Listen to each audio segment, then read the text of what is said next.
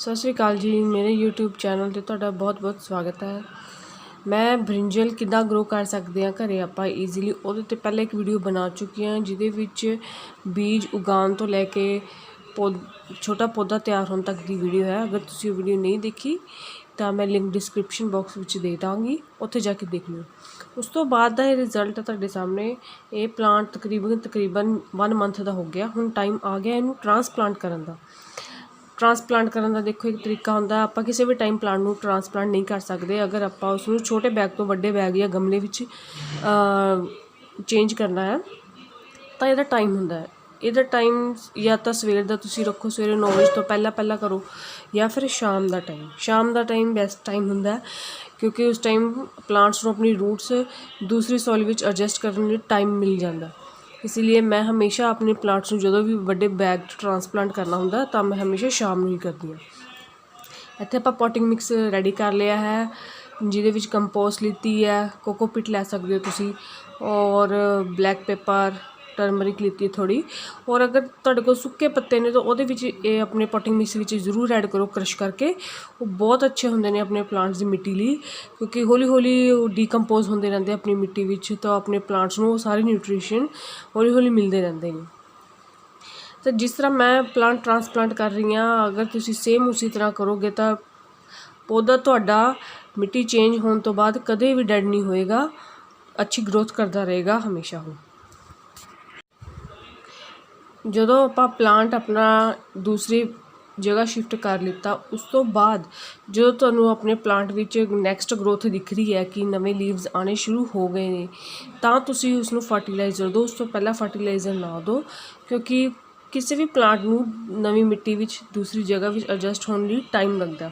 ਚਾਹੇ ਤੁਸੀਂ ਨਰਸਰੀ ਤੋਂ ਕੋਈ ਪੌਦਾ ਤਿਆਰ ਹੋ ਕੇ ਲੈ ਕੇ ਆ ਰਹੇ ਹੋ ਤਾਂ ਉਹਨੂੰ ਵੀ ਆਪਣੇ ਅਗਰ ਤੁਸੀਂ ਆਪਣੀ ਮਿੱਟੀ ਵਿੱਚ ਉਹਨੂੰ ਟਰਾਂਸਪਲਾਂਟ ਕਰਨਾ ਤਾਂ उस तो बाद जो तुहानूं ट्रांसप्लांट तो बाद अगर उस विच ग्रोथ दिख रही है तो उस तो बाद उहदे विच फर्टिलाइजर दो, पहला फर्टिलाइजर ना दो।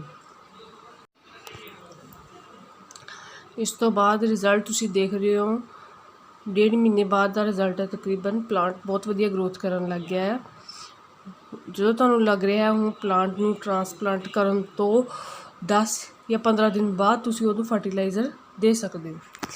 फर्टिलाइजर आपां कोई भी दे सकदे हो, ऑर्गैनिक, चाहे वो लिक्विड फॉर्म विच होवे, चाहे वो खाद दूसरे रूप विच होवे। गोबर की खाद आपां दे सकदे आ, वर्मी कंपोस्ट दे सकदे आ, किचन वेस्ट कंपोस्ट दे सकदे आ, या फिर जिहड़े जिन्हों पाथी या कोई लोग उपले कहंदे ने, उन्हां नूं पानी विच एक रात पहला भिओ के रख दो।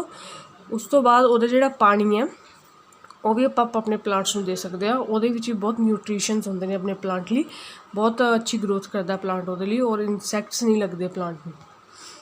उस तो बाद आप देख सकते हैं, देखो प्लांट बहुत अच्छी ग्रोथ कर रहा है, उहदे लीव्स भी बहुत हैल्दी ने, बर्ड्स भी आउण लग गए ने। अगर तुहानूं लगे कि तुहाडे प्लांट दे लीव्स पुराने लीव्स सुक रहे ने, ड्राई हो रहे ने, तो उन्हां नूं हत्थां नाल हल्का अलग कर दो, प्लक करके अलग कर दो। और अगर तुहानूं किसी भी लीफ ते कोई डिजीज़ लग रही है कि लीफ खराब हो रहा है, इस ते कोई कीड़ा लग गया, उस लीफ नूं भी अपने हत्थां नाल तोड़ के अलग कर दो, ताकि वो डिजीज़ पूरे प्लांट ते ना फैले।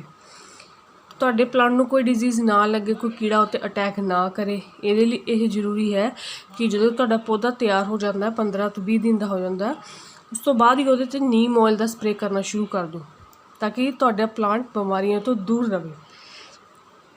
जदों प्लांट ते फ्लावरिंग आउण लग जाती है, उस टाइम उहनूं खाद की ज़्यादा रिक्वायरमेंट होंदी है, तां एक प्लांट लई 2 मुट्ठी खाद इनफ होंदी है। तुसीं 2 मुट्ठी भर के एक प्लांट नूं 20 तो 25 दिनों बाद खाद दिंदे हो तो इनफ है तुहाडे प्लांट लई। प्लांट दे फ्लावर्स दे सारे फ्रूट बनन, उस लई उहदे विच पॉलीनेशन होना बहुत जरूरी है। अगर तुहाडे गार्डन विच फ्लाइज आंदियां ने, मधुमक्खियां आंदियां ने, वो पॉलीनेशन करदियां ने तो बैटर है, नहीं तो तुसीं हैंड पॉलीनेशन करके भी अच्छी फ्रूटिंग लै सकदे हो।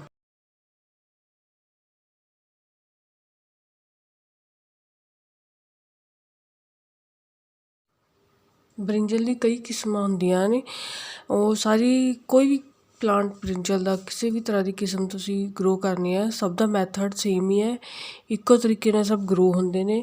ਸਭ ਦਾ ਪੋਲੀਨੇਸ਼ਨ ਦਾ ਤਰੀਕਾ ਵੀ ਸੇਮ ਹੈ। ਇੱਕ ਤਰੀਕੇ ਨਾਲ ਹੀ ਸਭ ਦਾ ਪੋਟਿੰਗ ਮਿਕਸਚਰ ਰੈਡੀ ਹੋਣਾ। ਕੋਈ ਵੀ ਤਰ੍ਹਾਂ ਦੀ ਵੈਰਾਈਟੀ ਤੁਸੀਂ ਗਰੋ ਕਰ ਸਕਦੇ ਹੋ ਬ੍ਰਿੰਜਲ ਦੀ, ਸਭ ਵੈਰਾਈਟੀ ਦਾ ਪ੍ਰੋਸੈਸ ਸੇਮ ਹੀ ਹੈ। ਜਦੋਂ ਤੁਹਾਡਾ ਪਲਾਂਟ ਅੱਛੀ ਗਰੋਥ ਕਰ ਰਿਹਾ ਹੈ, ਇਨ ਕੇਸ ਤੁਹਾਨੂੰ ਲੱਗ ਰਿਹਾ ਹੈ ਕਿ ਤੁਹਾਡੇ ਪਲਾਂਟ 'ਤੇ ਇਨਸੈਕਟਸ ਅਟੈਕ ਕਰ ਰਹੇ ਨੇ, ਉਹ ਚੈੱਕ ਕਰਨ ਲਈ ਤੁਸੀਂ ਆਪਣੇ ਪਲਾਂਟਸ ਦੀ ਲੀਵਸ ਦੇ ਬੈਕ ਸਾਈਡ 'ਤੇ ਦੇਖੋ ਕਿ ਉੱਥੇ ਕੋਈ ਇਨਸੈਕਟ ਲੱਗ ਰਿਹਾ ਤੁਹਾਨੂੰ ਕਿ ਉੱਥੇ ਹੈ। ਅਗਰ ਹੈ ਤਾਂ ਇਸ ਦਾ ਸਭ ਤੋਂ ਅੱਛਾ ਸੋਲਿਊਸ਼ਨ ਮੈਂ ਵੀ ਟਰਾਈ ਕੀਤਾ ਹੋਇਆ ਵੁੱਡ ਐਸ਼ ਹੈ। ਵੁੱਡ ਐਸ਼ ਨੂੰ ਆਪਣੇ ਪੋਟਿੰਗ ਮਿਕਸਰ ਦੇ ਉੱਪਰ ਸਪਰਿੰਕਲ ਕਰ ਦਿਓ ਅਤੇ ਆਪਣੇ ਪਲਾਂਟ ਦੇ ਉੱਪਰ ਵੀ ਸਪਰਿੰਕਲ ਕਰ ਦਿਓ। ਵਿਦਿਨ 3-4 ਡੇਜ਼ ਵਿੱਚ ਤੁਹਾਡੇ ਸਾਰੇ ਇਨਸੈਕਟਸ ਚਲੇ ਜਾਣਗੇ।